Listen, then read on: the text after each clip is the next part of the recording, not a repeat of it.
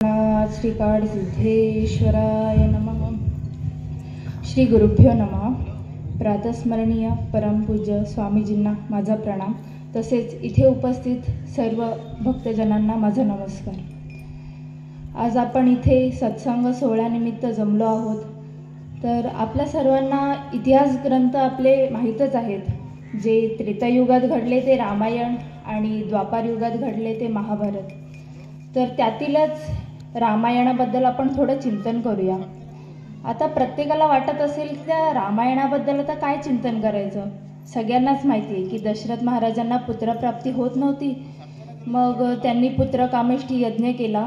त्याच्यानंतर श्रीरामजी आणि 3 भावांचा जन्म झाला. ते मोठे झाले. त्याच्यानंतर सीता स्वयंवरात रामजींनी पण जिंकला. 4 भावांचा विवाह होतो. त्याच्यानंतर कैकेयी मातेमुळे श्रीरामजी, लक्ष्मण आणि सीतादेवींना वनवासाला जावं लागतं. त्याच्यानंतर तिथे वनवासात रावण सीतादेवींचं हरण करतो. मग श्रीरामजी वानरसेनेसह लंकेवर चढाई करून रावणाचं मर्दन करतात आणि पुन्हा अयोध्येला येऊन आपला जो राज्यकारभार आहे तो व्यवस्थित सुरू करतात. एवढंच समजलं की रामायण संपलं असं आपल्याला प्रत्येकाला वाटतं.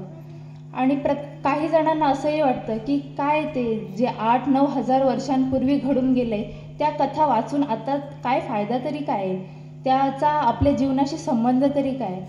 तर असं नाही आहे. आपल्याला रामायण हे आपल्या जीवनातील खूप महत्त्वपूर्ण ग्रंथ आहे जो आपल्या जीवनाशी संबंधित आहे.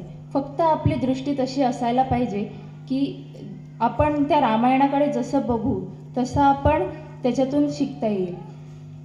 रामायणात आपल्याला धर्माबद्दल प्रत्येक गोष्ट समजते. आपलं कर्तव्याप्रती आपल्याला जागरूक बनवतो.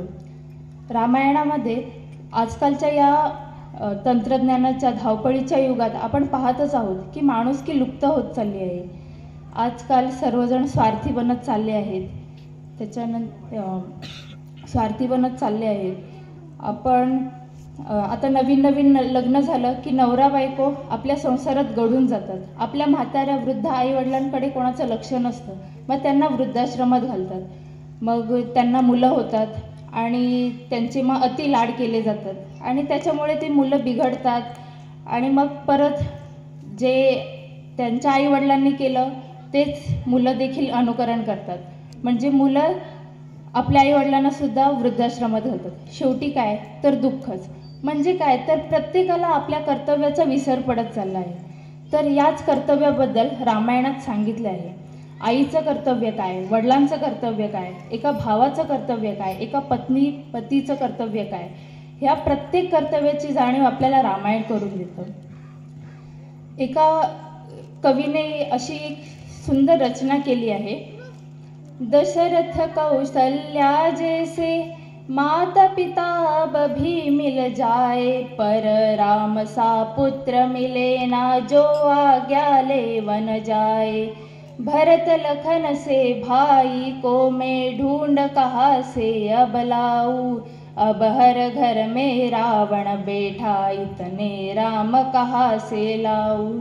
म्हणजे या आजच्या युगात आपल्याला दशरथ आणि कौशल्यासारखे आई वडील मिळतील देखील की जे आपल्या मुलांवर चांगले संस्कार करतील. पण श्रीरामांसारखा एखादा मुलगा भेटेल का की जो आपल्या आई वडिलांची आज्ञा म्हणजे प्रथम कर्तव्य मानेल. प्रथम कार्य म्हणजे आपल्या आई वडिलांची इच्छा, आई वडिलांची आज्ञा हे प्रथम कर्तव्य मानून सर्व कार्य करेल.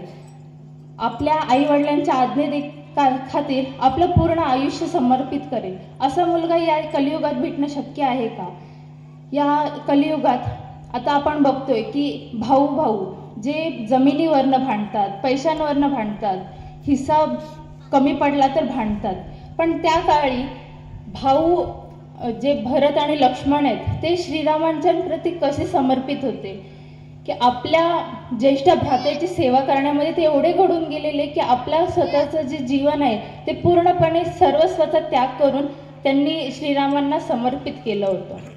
तसेच एका पत्नीचं कर्तव्य कसं असावं हे आपल्याला उर्मिला देवींकडून शिकायला मिळतं. उर्मिला देवी ही लक्ष्मणजींची पत्नी होती. त्यांनी जेव्हा वनवासाला लक्ष्मणजी जात होते तेव्हा कोणताही विचार न करता उर्मिला देवींनी त्यांच्या निर्णयाला होकार दिला.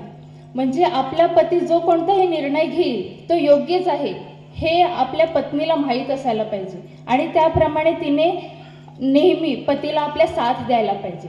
एक स्त्री कशी असावी हे आपल्याला सीतादेवींकडून समजतं.